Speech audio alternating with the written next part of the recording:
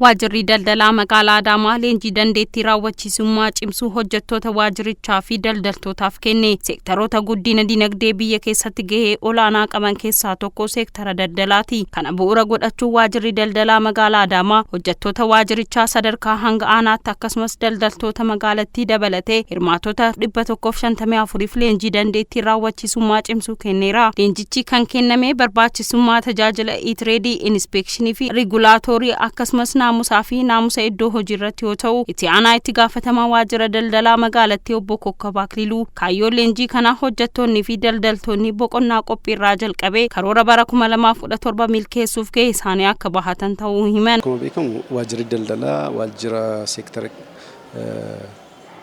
dinagdee keessaa isa tokko.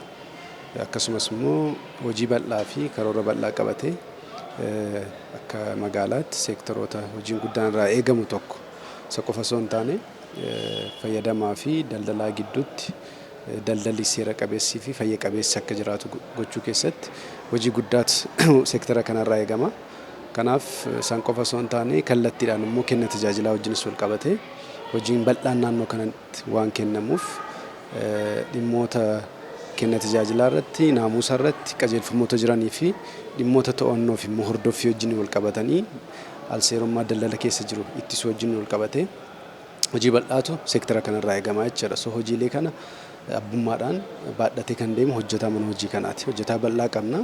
Caasaan nuti qabnu sadarkaa magaalaatii kaasee haga aanaatti caasaa bal'aa ofirraa qabna. Caasaan bal'aan ofirraa qabnu kun almost boqonnaa qophii keessa darbinee hojii kurmaana tokkoffaa eegallee walakkeeffannee jirra. So hojii bara 2017 keessa waan karoorfanne sana cimuruu waliin wal qabate akkasumas immoo dhimmoota alamaan dura sii kaasee kana dhimma namusa hojjetaa maal ta'uu qaba akkamitti namusa akkamii qabaatee uummata tajaajiluu qaba kenna tajaajilaa wajjin wal qabatees immoo uummata akkamitti tajaajiluu qaba alseerummaa daldala keessa jiru immoo namusa akkamiitiin seera akkamiitiin ittisuu qaba kan jedhu abbummaadhaan hojjetaa kanatu baadhatee deema waan ta'eef hidhannoo fi hubannoo wal fakkaatu qabatee hojii bara 2017 akka jalqabuu danda'u akka hojjechuu danda'u kaayyeeffanneetu leenjii kana qopheessine jechuudha. Itti dabaluunis leenjii kana booda hojjetaa naamusaa qabu teeknooloojiin badhaadhee fi hojii alseerummaa mormuu ta'uu akka irraa eegamu ibsaniiru. Daldalaa maxxanaa fi karaa qaxxaamuraatiin duroomuu barbaadu akkasii kana sirriitti baasanii to'atanii ilaalanii akkaataa qajeelfama jiruun seera jiruun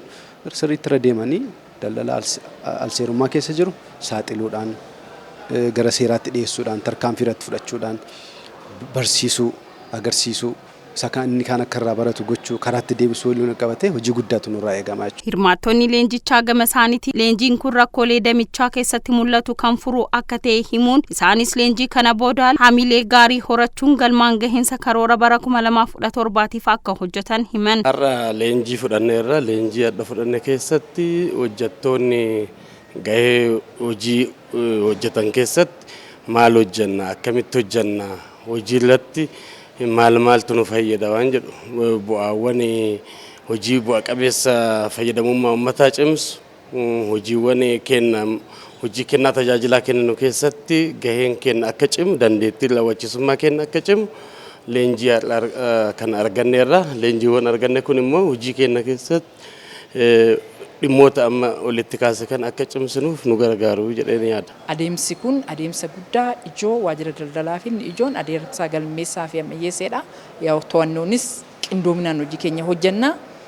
Daldalaan teeknooloojii kan itti fayyadamu ogeessi beekee akka beeksisu hojii bal'aa hojjechaa jirra. Akka Oromiyaatti iyyuu magaalli Adaamaa paayilet teestiidha. Leenjii kana booda yookaan eegamu karoora keenya qabannee guutumaan guututti namni hubatee karoora baasuu duwwaa ta'uu hin hubatanii beekanii humna guutuudhaan hojjechuu gaafata karoorri tokko.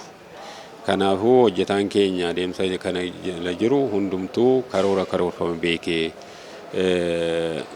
waan alseerummaa magaala keessattuu yeroo ammaa riifoormii dinagdee gorootiin wal qabatee alseerummaan garagaraa meeshaa dhoksuu gatii dabaluun wantoonni akkasii mallattoowwan kun mul'ataniiru.